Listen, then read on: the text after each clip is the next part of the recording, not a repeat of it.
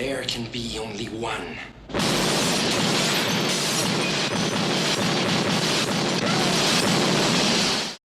Oh, Highlander, I absolutely adored this film growing up. Was shit scared of the Kurgan, mind you, but sword fighting until the last man stands just had such an appeal to a young me. It's gone on to become a classic over the years, and even though it's a little campy, many elements combine to make this 80s hit a highly memorable one.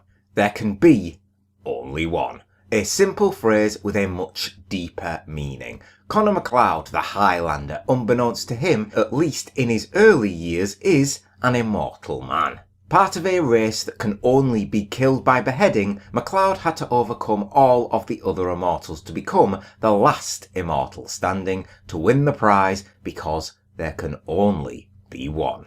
Christopher Lambert takes centre stage as Connor MacLeod, and we journey through two timelines in his life simultaneously. There's the current timeline in New York City now, where we see him behead another immortal at the very beginning of the film, and then we travel through critical moments of his past. Him learning of himself being an immortal, being trained by his fellow friend and fellow immortal Ramirez, as well as his various clashes with the Kurgan. Lambert brings ample amount of heart to the role, and seeing his budding bromance bloom with Ramirez, Sean Connery, who is playing an Egyptian who speaks Spanish when all we can really discern is the Scotsman in him, was pretty hilarious to me.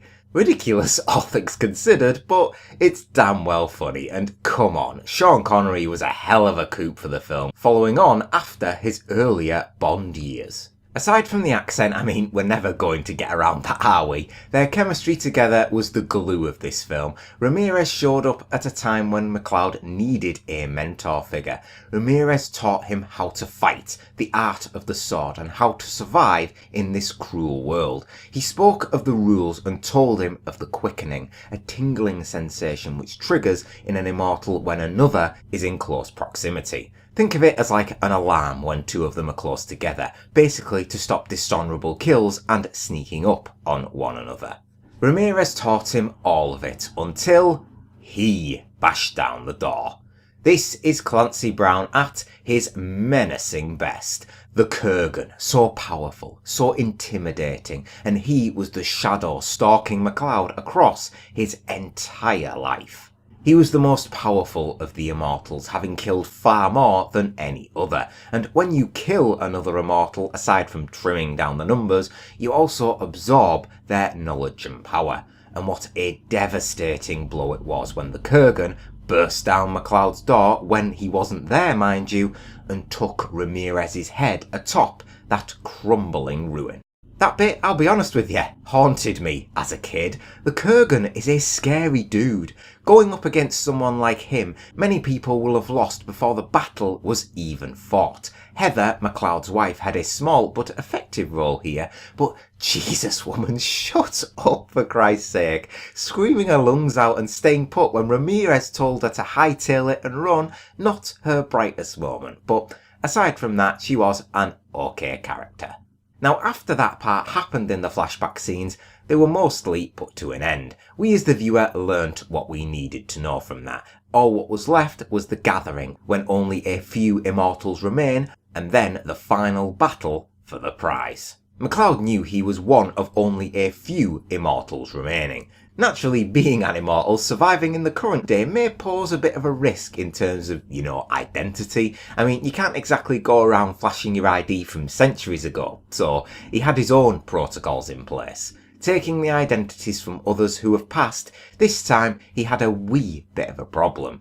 Roxanne Hart's snooping forensic agent Brenda was on the case, as the metal found at the scene of the crime in the first section of the film boggled her mind for what she was seeing. To cut a long story short, she threw herself right into the swing of things, found out who MacLeod really was, fell for him, and then was taken captive as bait by the Kurgan. Now again, the Kurgan just makes this film for me. It took me a fair few years to get over seeing Clancy Brown in any other role. He was just so memorable here, and seeing him squaring off in the final showdown before losing his head was a satisfying ending to this classic from the 80s.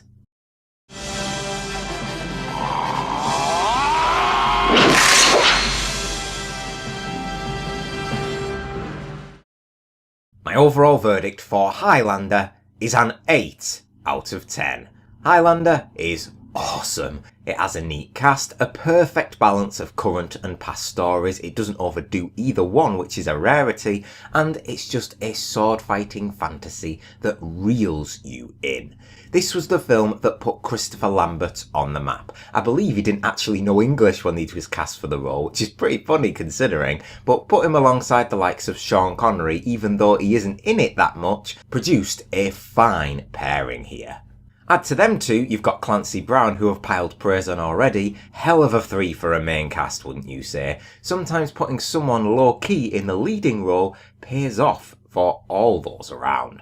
Now, I've just said it, but I want to repeat myself. The Kurgan made this film great. I would even dare to say he is one of the most memorable villains of all time. It was a brilliant performance by an actor that transcends the ages now. He's brilliant in everything I see him in, Clancy Brown. I remember watching Sleepy Hollow for him, even though he died in the first 5 minutes, but still, he has that star power to bring in people to watch. Some of the younger generations I doubt have seen this in truth, and if you're one of them, well, you've kind of spoiled the plot for you if you've made it this far into the video, but it's still most certainly worth your time. Now, there are some obvious candidates for the top scenes in the film. The frightening duel with the Kurgan and Ramirez is one, the climatic duel between MacLeod and Kurgan is another, which I personally prefer due to the music. Queen's score, I might add, you'll probably notice, was present throughout the whole way. And we also had the Kurgan defiling the church with his posturing. It was a really good scene actually, and he got under MacLeod's skin, so I'd say he succeeded in his goal there. Okay, so I've intentionally avoided speaking about this until now, so let's get it out of the way. Is this the only Highlander film? No. Should it be the only Highlander film? Yes, I wish it was, and it should be, but no, it's not. It's been flogged to death with countless sequels and even a show. There can only be one. The film's main phrase is ironic really, considering the amount of sequels we've got, because there is only one true Highlander film, and only one worth watching. This one. I wouldn't bother with the sequels if I were you, because they remain foul in my memory, which I will be reviewing next. You can watch those though if you want to see if I remember them as I think I do. Just, let's say I'm not exactly ecstatic about watching them.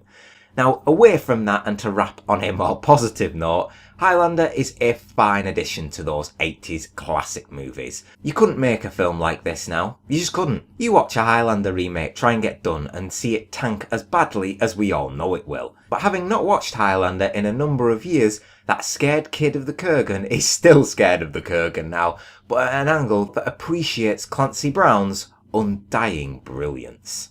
So what did you all think of Highlander? Did you stop here in terms of watching the sequels? Either or, feel free to join me in those reviews when they do come next, and let me know your thoughts and favourite scene from the film down in the comments. And as always, thank you very much for watching. Please leave a like, comment and subscribe if you enjoyed the review, and I'll see you on the next one. I have something to say. It's better to burn out than to fade away.